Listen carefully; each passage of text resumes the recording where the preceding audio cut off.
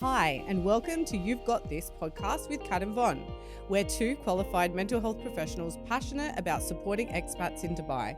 No matter if you've just arrived or you've been here for years, whether you're single, married, or a parent, we understand the unique challenges of expat life. Our podcast will help you navigate these challenges by offering real, relatable conversations about mental health and well-being. Sometimes funny, but always real. We'll share tips, expert insights, and personal stories to remind you what you're experiencing isn't a sign of weakness. It's a part of being human, and you've got this. Let's dive into today's topic. So, welcome, Kat. Thank you, Von. Looking forward to today. I'm excited about today's topic. I think it's one that affects a lot of parents. It's a parent podcast today, but also just how you think about things as well. And it's helping parents transition, or helping parents transition their kids to adulthood. I wanted to just start with talking about a podcast that I heard from that motivational speaker, Mel Robbins. Is that it? That's I love her name. her. Yeah, Mel Robbins. And it was just a recent one, and she was saying, how if you've sent your kid off to college, great job, but if they're calling you up and saying, oh, this is not for me, haven't found my people, haven't found my vibe, the teachers or lecturers or whatever it is, they're terrible, everyone's weird or whatever it is, I want to come home, I don't like it here, just to not get into that narrative, I suppose, with your child, and not allow them to come home and tell them, no, this is pretty much the big scary world. You've got to basically suck it up, buttercup. tough. Yeah, tough. and I thought to myself, myself, what's your take on it? Okay, right, yeah, okay, fair enough. There's, I'm sure, okay, but at the same time, that's a pretty hard thing to hear as a college student if you've never been taught the skills of how to cope. And I think the podcast today is a little bit about, transitioning a child into adulthood. Yes, it can be challenging, so you don't have to pick up a phone call in college, but also, when do you start doing it? And I see it with like my eldest. I have to start doing it now. Yeah, how old is he? He's in high school. I started when he was 12. Yeah. Coming on to 13, and it was as simple as, do you have that motivation to go and do your homework on your own without me telling you to do it? And he didn't. And I would wait, and I let him, okay, fine, there you go, we'll just wait and wait. Weeks went by, and, I could have easily given it months until I had said, hey, don't you have some homework? You need to. But what I found was, it's not about the motivation to do it. He actually didn't know how to prepare himself. Yeah. There was no executive functioning. I suppose that's what they're called, right? The executive functioning skills that you are just expected to have when you start high school as well. So when I say executive functioning and starting high school, it's about, okay, so you have 10 different subjects that you're going to, or whatever it is. You got to, have a calculator for one subject, a particular book for another. It's a different teacher. All those skills that you need to sort of, intertwine to get yourself to where you've got to go. You got to remember your bag, and then you've got gym, and then and then you got to have it's a lot. I have to say on their behalf, it is a lot. It's a lot, and like especially Kat, you have so much experience in this area. Like you don't just work in clinic. You work as a school counselor, and you would see so much adolescents and teenagers. And I'd love to hear, your view on it, like transitioning teens, like what are the challenges? It's so interesting as a mum that you raise that point, because the thing that older teenagers, I'd say, complain about the most, what they present to, when they're coming to see me, their number one concern, can you guess what it is? There's two things, but can you guess what one of them is? There's too much stuff to carry. happy. No, so the number one thing that I see them on is about procrastination. Oh, They okay, are right, okay. seriously concerned about it, and I'll speak to that. And the second one, interestingly, is about a social anxiety, a really, profound embarrassment of presenting in front of their peers or Right. speaking in front of their peers, or even not strangely, sorry, but going to a shop and wanting to try something on and asking the shop assistant if they can try it on. I have to role play with them how to do that. Right. Isn't right. that interesting? I could see that. Yeah. So, Yep. so they're Yep. the two things. Yep. But with Yep. procrastination, what you just made me think of that is so fundamental and important, and now it's inspired me to sort of address this with them, is I don't think it's that they don't know how to do the work. Once you teach them how to sit down and do the actual work, but it's even getting to the point of the routine that comes before actually doing the work. You know? So at this point in the day, the amount of schedules I've written for kids, is I mean, I can do it in my sleep now, Fill in what after school activities are already done. When do you get home? When do you eat? When do you shower? And. I said, this is what's left, okay? I'm not going to tell you how much study is appropriate. You're going to tell me what you would be happy to try and work towards. They tell me, we write it in, and then it's a matter of getting them to honour that timetable, which sometimes works, you know? Yep. But increasing that, their own motivation. The intrinsic motivation. I can only speak for myself. That didn't kick in for me till my early 20s at uni. I genuinely preferred to socialise. I wasn't interested. So developmentally, that's when, for a lot of reasons, that's when I reached my maturity in relation to that, and I haven't stopped studying.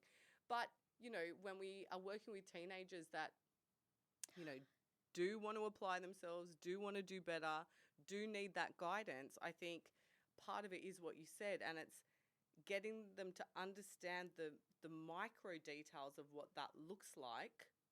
Yeah. I was thinking, I'm going to put this out there just from that expat spin of it.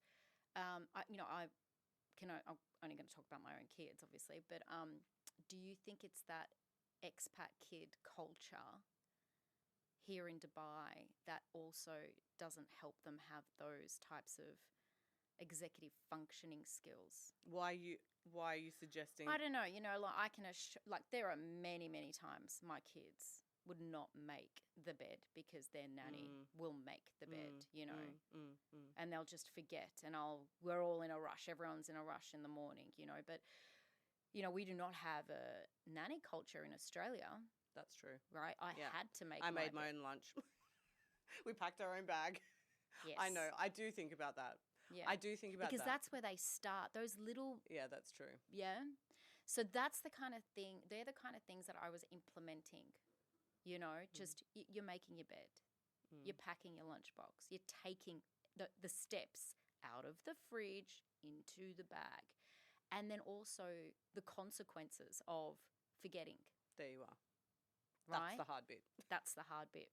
And then being called up, and also I can imagine there's so many parents out there that get a call from their kid. I've left my football boots, mouth guard, netball, whatever it is. Can you come and bring it? And you're just like, well, actually, what do you say? Do you say no? Well, I can tell you in Australia that my entire schooling career, my parents, if I forgot my lunch, my books, there is no chance, there was zero possibility that anyone was coming to deliver it. That would not happen. You would go without lunch. You would take the consequence for not doing the homework. You'd just suck it up. Suck it up, buttercup. That's what you do. Yeah. But it's different here. It is. And that's what I wanted, because, obviously we're doing these podcasts for expat parents. I wonder, partly, if it has an effect. Listeners, please reach in and tell us. Yeah. Do you think it does? Have you done something different at home because you can see it yourself? It's even just the crossing the road. Yeah. But it's even a different generation of parents, right? Like Right. we are doing things so differently. Well, I can speak for myself. Like, Yeah. no, actually, there's a lot of overlap with how my parents mm. did things, but a lot of things are different as well. And I think one of them is that, you know, if I said to my parents, I'm too sick to go to school, it didn't matter.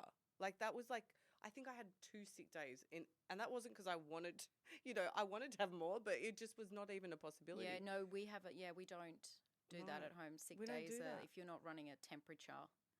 And the other one was like, oh, I remember growing up and being like, why hadn't I done something? Maths homework, Yeah, why is your yeah, teacher complaining? yeah, And, yeah. you know, I'd try and argue my case and say it was the teacher. I was put in my place and Mm-hmm. it was always my fault. It was never the teacher's fault, you know. Yeah. And this I notice is very different.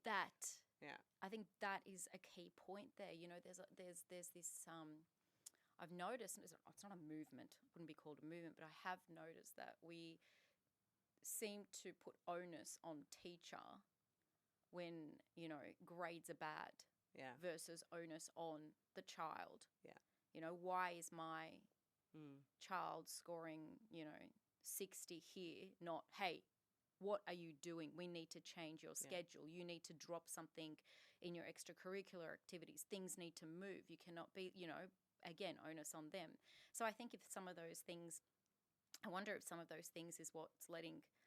It is that. Because also as an expat, you know, when we send, if our children choose to go to university or college or whatever it is, more often than not, it's not if it's not working out, we're not driving a couple of hours to go grab them. It's on a plane. Yeah. Yeah. Right? Yeah. And that there's a lot of money involved in setting up a child overseas to board or whatever it is. Right? And I think, you know, I think a word you said like early on in this, and I guess it's something that is important to cultivate no matter where you're living, expat or not, and that is like a sense of responsibility. And, you know, that only comes when the parent can sit on their hands and not, what is it called? Like overparent. Right, okay. You know, not overparent. Right. Don't argue their case. Don't give them an excuse for not doing the homework. Don't, this is my fault, bring the swimming costume when they've forgotten it, you know, and it's really way harder to do. It's very easy for me to go and save the day in my adult, here I am with my adult spot, you know, Superman cape, than it is to watch my kids suffer, you know, and there's degrees of this. We're not talking about, no, you know, I totally get it. But but also it's a chance to learn, like if that happens, having a self-reflection about it. Okay, so what went wrong there? Yeah. How can we fix that, you know? Let's set, like you were saying earlier, let's set some meaningful goals. Let's reflect on the progress and how we can manage the stress and frustration as a family as well, because, you know, I can't be jumping out. I work, dad works, whatever it is. And you can't be always expecting that and having those open conversations with your child versus, oh, the day's finished. Let's just forget about it and let's move on.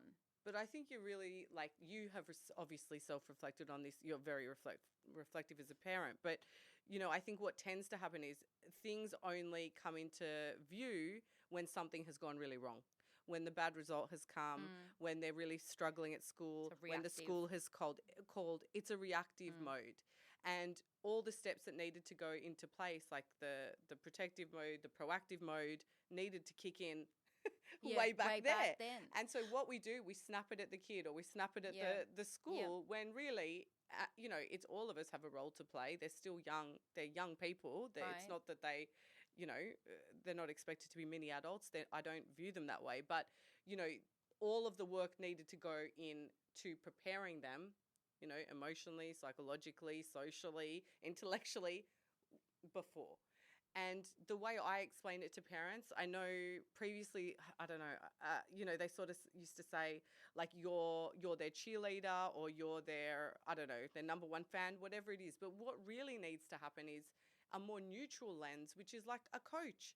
Yeah. It's like you're a coach for your kid. And that is so important. That's the role. You're not controlling anymore. No. You were controlling a little bit when they were in primary, you know, managing this, that, whatever it is, running after them.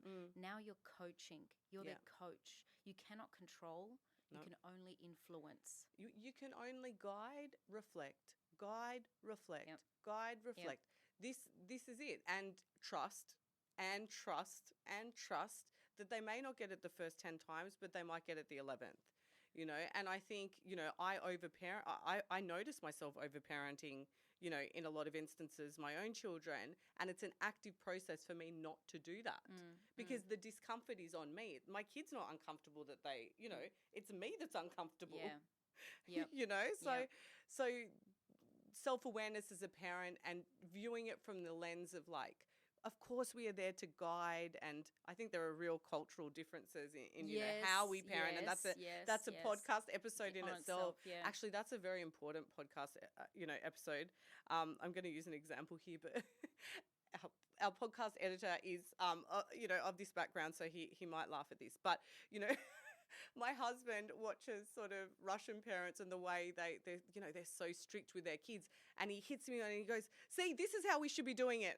Yes, that's and how. I'm like, yeah, you know, Eastern I'm European softly. Yes. You know, so you know, and then there's Indian parents, and I'm like, how do you get a doctor lawyer combination? How did you do that? Yep. You know, so you know, we've inherited our parenting style. It's influenced, you know, in all sorts of ways.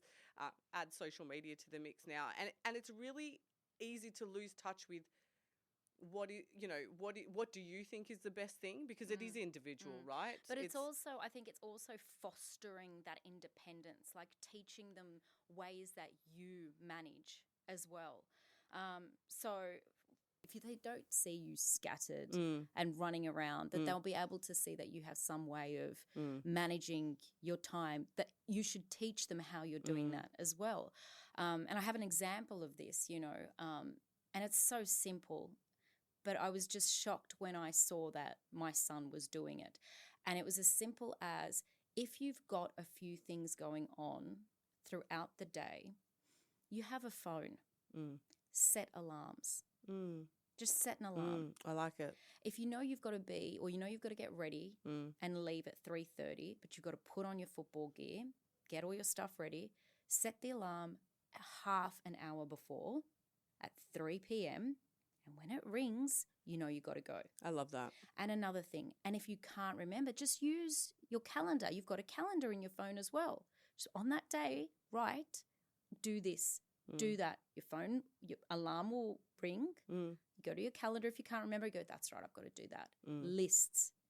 I really like that. It's as simple as lists and alarms to remind you, you know, and simple practices like that, once you teach or incorporate into kids' lives from that young age, they see, as soon as they see it helps, they're more inclined to do it.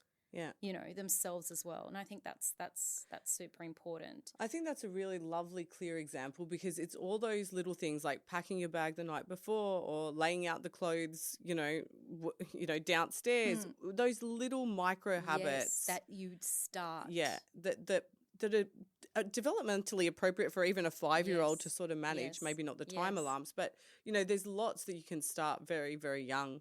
I'm just like mortified because obviously school starts early, and we're like, I just find that we're always like rushing out the door, you know, and I hate, that's strong, but you know, I really am conscious of the fact that I don't want my kids' experience of me to just be, quick, get in the car, quick, we're late, quick, like honest, like it's what anxiety. Is that? Cortisol, like just like, what, that is me every morning. I'm tomorrow, different me, different mum, not doing it. But, you know, just being mindful of just that. You know, it's not an emergency. And having a calendar, them seeing that. If you're, I'm going to say this, some listeners are going to absolutely hate me. But if you don't have a calendar in your house, and I'm looking at your face, I don't have one. I know you do. We don't. If you don't have getting one. If you don't have a calendar, yes, Yvonne, a month by month calendar where it's January and the kids can see, and your family can see, and your husband can see, and you can see the days, and you can not in this person's birthday, that person's birthday, this is what we're doing here, da-da-da. I don't know how families run. New me, new mum tomorrow. Calendar and no urgency getting in the car. This is my goals moving forward. But what happens is, you know, like all jokes aside, your kids see that. Yeah. And they go, well, this is somewhere, neuro pathways in the brain. I see my day ahead. Yeah. Today's sport. Yeah. You know, and I find my kids going to the cattling. Like, so they think, well, I think all listeners out there are saying, yeah, I'm the same. Like, I'm my kid's personal assistant. Yeah, wow. What's this? What's that? And I'm like, I hate doing it. It annoys me. I always say to my kids, I'm not your personal assistant. Yeah. If you want to know what is on today, go to the calendar. Yeah. You know, just that process of them getting up and looking at Tuesday the 5th, September or whatever it is, and going, oh, we've got this and this and this. And I find even my little one is doing it now. My youngest goes up there and has a look, works out the day of what is it, Tuesday? Yes. Yeah. And the same is like, I know my mum started doing this because she hated the nightly question of like, what's for dinner? She'd make us ask her in Greek, even though like we didn't even know how to say it. She taught us how to say it just as a you know, titha famea porpse. It's the only Greek I can speak. And, you know, she just ended up putting it on the fridge. It's like, this is what's happening. Yes. This is it. Stop asking. And it relieves your mum's anxiety. Yeah, it does. You know, that was like a little thing. I think that our listeners are going to have such good ideas, and I'm going to go through this and just copy and paste everything that they've said, because this is not my forte. Like, is it? No, I'm the biggest planner. I'm probably doing the complete opposite and increasing anxiety of my kids because I'm such a planner. I don't think so. Do you think? Tell me I'm not. No, Xander would love to live with you. Yeah, no, he struggles with me. He does. So, I just to wrap it up, I put, just for, you know, something for our listeners to ponder. There's this great website, socialthinking.com, and as usual, we'll leave all our resources on our websites and at the end of the podcast. There are a few questions to think about, whether your kid is actually doing a good job of transitioning to, you know, sort of from adolescence to kind of young adulthood. So I'm only going to read a few because there's loads and they're available on the website. But one of them is, do they keep track of their own homework assignments? And another one is, do they know how to ask for help? Oh, I love this. Can we share this? This is so good. Well, it's going to be on our website with all our other fabulous free resources. Do they have strategies for managing their anxiety when dealing with a stressful day?